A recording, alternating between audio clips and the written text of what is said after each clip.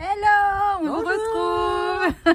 Alors aujourd'hui, on voulait vous parler, non pas pour le coup du burn-out, mais bon, presque, mais on va vous parler un petit peu de nous et de ces super dons, particulièrement de Marie-Aline qu'elle voulait partager aujourd'hui, et moi aussi de cette mission de vie que je me suis donnée depuis mon burn-out. À toi, Alors, Marie-Aline. moi, le burn-out a dévoilé mon don de chaman. C'est vrai que quand j'avais 18 ans, j'avais vu, on appelle ça un géomancien.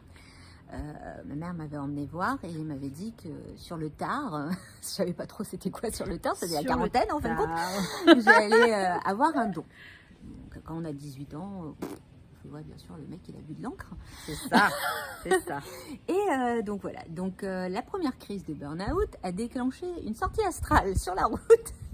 Donc je me suis dit, oula, je sens de mon corps, c'est quoi ce bazar, machin et tout. Je penchais complètement et tout. Il y a un truc qui ne va pas. Alors si je me trompe pas, Marie-Aline, si vous voulez savoir davantage ce qui s'est passé Ouais. sur la route en Corniche, je crois Vous que c'est dans la regardez. vidéo La 2. Dans la 2, vous saurez Voilà. un petit peu plus de cette sortie.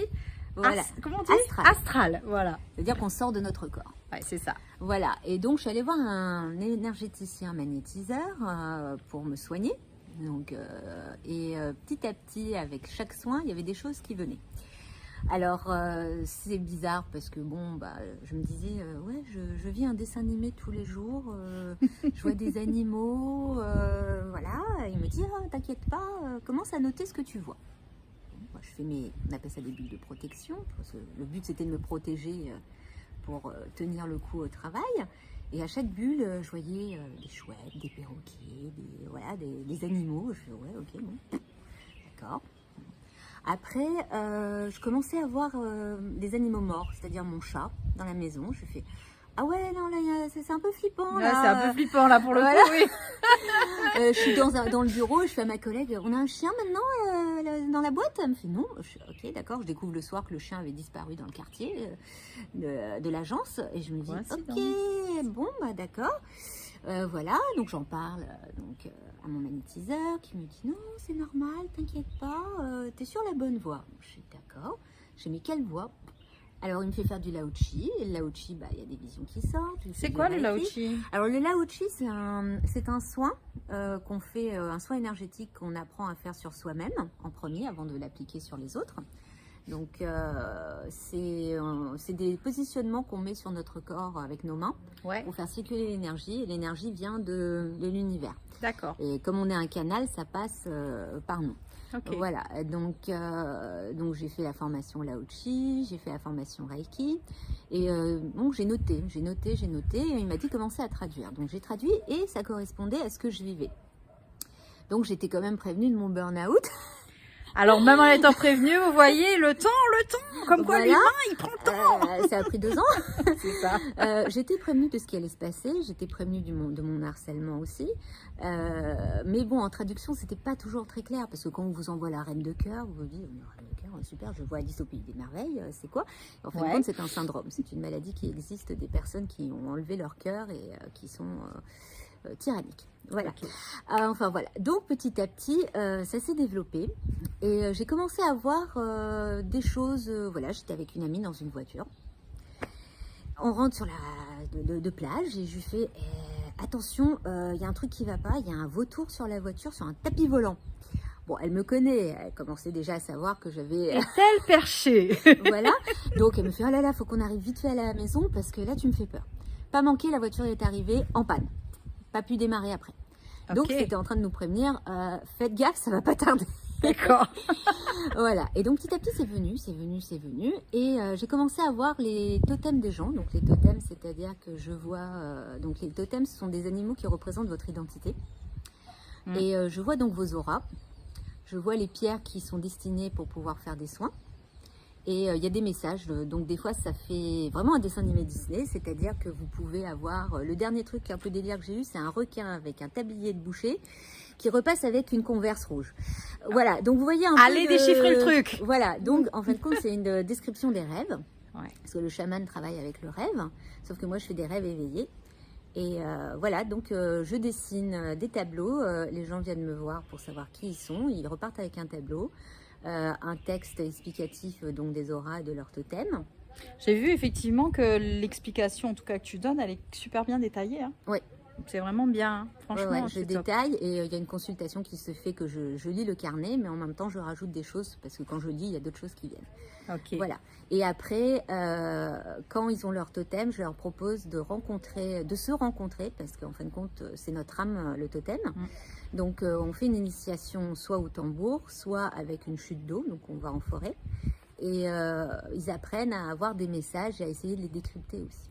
Quels sont les retours des gens que tu as pu avoir? Comment ils ont trouvé cette expérience? Ils sont plutôt demandeurs de revenir. Ok. Voilà, parce qu'en fin de compte, c'est un peu comme une psychothérapie, puisque vous vous rencontrez, vous avez aussi la possibilité de retrouver vos anciennes vies.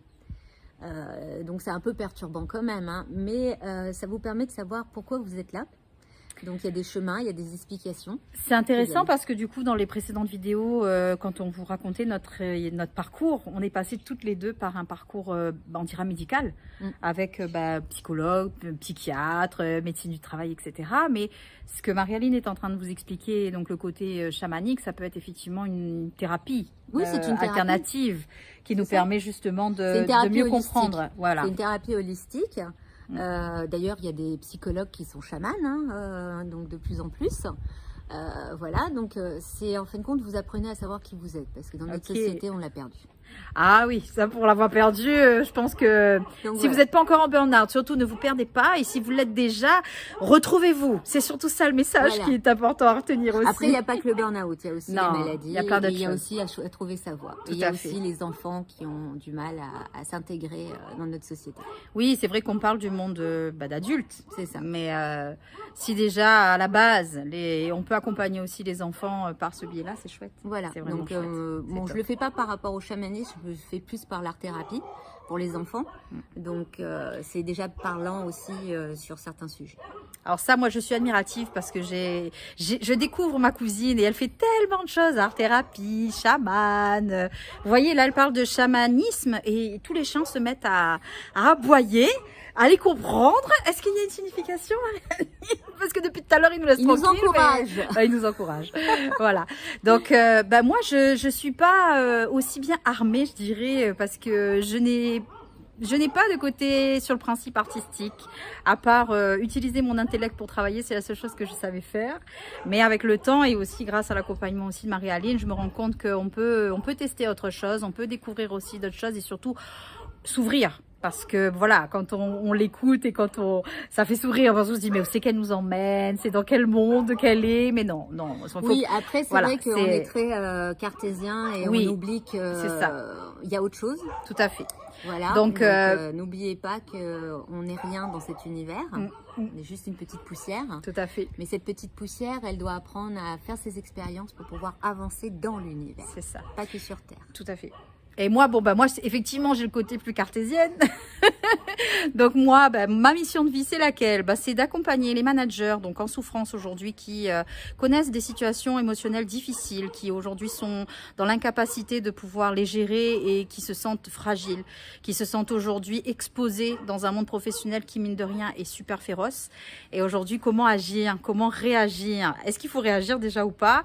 Ou est-ce qu'il faut être plus sur une approche intérieure? C'est tout le travail moi que j'ai fait pendant cette année de burn-out, où je me suis rendu compte à quel point on se laissait aussi influencer par l'extérieur. Et moi c'est ça, ce sont ça mes clés. Les clés, c'est de vous apprendre aussi et de vous accompagner à comprendre aujourd'hui qu'est-ce qui vous arrive, à pouvoir mettre des mots aussi là-dessus, à pouvoir aussi se déculpabiliser parce que on est dans une société où on parlait d'administratif, on parlait de démarches, on parlait de plein de choses. Et oui, ça nous rend coupables de le fait de ne pas être au travail, ça nous rend coupables de ne pas pouvoir assumer la vie qu'on a parce qu'à un moment donné, on plonge et puis on sombre. Hein. Donc moi, c'est plutôt dans cette approche-là, moi, que je souhaite accompagner les managers, les gens qui ont des postes à responsabilité pour prendre conscience aujourd'hui de qui vous êtes. Et dans le monde du travail, on nous apprend tellement à faire, mais on nous apprend rarement à être. Oui. Et pour moi, c'est ça aujourd'hui l'essentiel, c'est de vous apprendre à être qui vous êtes, à accepter aussi d'avoir votre personnalité et de ne plus vous fondre dans la masse et de ne plus rentrer dans le moule qui, soi-disant, a été taillé pour vous, a été voilà, mis en place par votre employeur ou par la société dans laquelle vous vivez, et de vous rendre compte à quel point vous êtes des belles personnes et de pouvoir sortir de cet engrenage, de ce cercle vicieux dans lequel on se trouve, avec aussi la peur du manque financier, la peur du manque de ne pas être à la hauteur, la peur aussi de mettre sa famille aussi peut-être en difficulté, parce qu'on va faire des choix qui nous sont très personnels, des choix vraiment qu'on a envie d'avoir. Et Marie-Aline parlait d'une chose importante, c'est à un moment donné, arrêtons d'exister pour les autres, mais de vous apprendre aussi à exister pour vous. Donc moi, c'est ça qui me fait vibrer aujourd'hui, c'est là-dessus que je porte mon accompagnement, et après de pouvoir aussi échanger avec vous pour connaître aussi votre problématique, savoir aujourd'hui quelle est votre vie et quels sont aujourd'hui les objectifs que vous voulez atteindre. Et moi, je suis un maillon, en tout cas un trait d'union là-dedans pour vous accompagner à le faire.